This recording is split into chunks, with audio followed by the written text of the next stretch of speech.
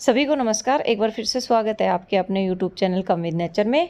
और आज की वीडियो में मैं आपको बताऊंगी कि हम जो गर्मियों के पौधे जो होते हैं उनको हम किस तरह से रिपोर्ट करते हैं या फिर नर्सरी से लाए हुए पौधे को हम किस तरह से लगाएं कि हमारा पौधा है वो मरे ना और आने वाली गर्मियों में हमें वो काफ़ी हेल्दी रहे और अगर फूल का है तो उसमें काफ़ी अच्छे फूल आए।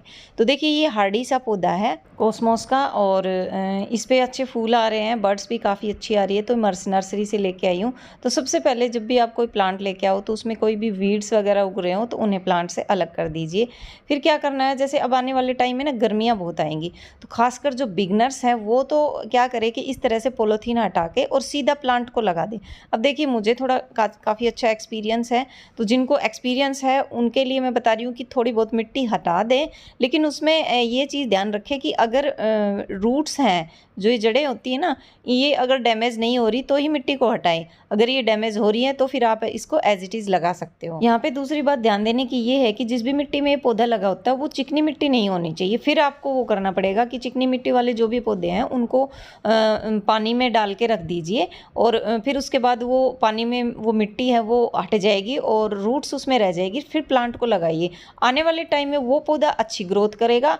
और चिकनी मिट्टी वाले पौधे को आपने ऐसे ही लगा दिया, यानी उसकी ये पॉलीथीन हटा के और फिर एज इट इज लगा दिया, तो उसकी ग्रोथ तो होगी लेकिन उतनी नहीं हो पाएगी जितना चिकनी मिट्टी वाले पौधे को चिकनी मिट्टी हटाने के बाद और फिर आप पौधा लगाओगे। तो मैंने शॉर्ट वीडियो के थ्रू बता भी रखा है चिकनी मिट्टी को कैसे हटाना है। तो एक बकेट में पानी लेके और आपने उसमें पौधा रख दे देना है 5-6 घंटे के लिए। उसकी जो चिकनी मिट्टी है वो सारी उतर जाएगी और फिर आप को नए सोयल मीडिया में वो पौधा लगा देना है और 1 हफ्ते के लिए उसे शेड में रखिए। फिर बाद में आप प्लांट की रिक्वायरमेंट के हिसाब से रख दीजिए। अब देखिए ये मिट्टी, अब ये बिल्कुल भुरभुरी मिट्टी है, इसमें हटाने की ज़रूरत नहीं है। मैं आपको दिखाने के लिए बस हटा रही हूँ कि इस तरह से जब थोड़ा बहुत हिलाओ तो मिट्टी उतरने लगे तो इसका मतलब ये है कि ये मिट्टी सॉफ्ट है, इसको ज़्यादा हटाने की ज़रूरत नहीं है। इसमें प्लांट्स की रूट्स है वो अच्छे से डेवलप कर जाएंगी।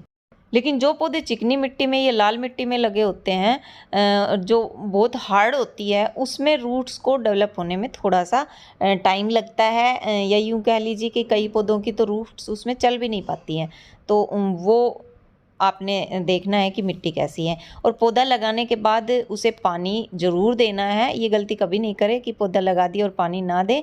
पौधे में पानी ज़रूर दें और उसके बाद उसे शेड में रखना है। गर्मियाँ आ रही है, अगर इसे धूप में रख दिया तो ये पौधा सर्वाइव करने में या तो टाइम लगा देगा या ये सूख भी सकता है। अब ये फूलों का पौधा है, फुल सनलाइट का पौधा है कॉस्मोस का, लेकिन इसे अब हमसे कम से कम 2 से 3 दिन तक तो हमें इसे शेड में रखेंगे, फिर हम इसे फुल सनलाइट में रख सकते हैं। और इसमें एक खास चीज़ और बता देती हूँ, ज़्यादा फूल लेने के लिए जो ये सूखे हुए फूल हैं यानी मुरझाए फूल, जैसे एक फूल खिलता है फिर उसके बाद वो 2 से 3 दिन तक खिलता है, फिर वो मुरझा जाता है, उसके पत्ते झड़ने लग जाते हैं। तो वहाँ से हमें इसके सीड पोड नहीं बनने देना है, वहाँ से इस प्लांट को अलग कर देना है। आप हाथ से भी पिंच कर सकते हो या कटर या कैंची से भी काट सकते हो। ऐसा हम इसलिए करते हैं ताकि प्लांट की जो एनर्जी है वो बीज बनाने में ना लग के प्लांट की ग्रोथ में लगे। तो सिंपल सी बात है, जब प्लांट अच्छी ग्रोथ करेगा तो प्लांट्स पे ज़्यादा फूल आएंगे, ज़्यादा फ्लावरिंग बर्ड्स आएंगी और प्लांट खूब हरा भरा हो जाएगा।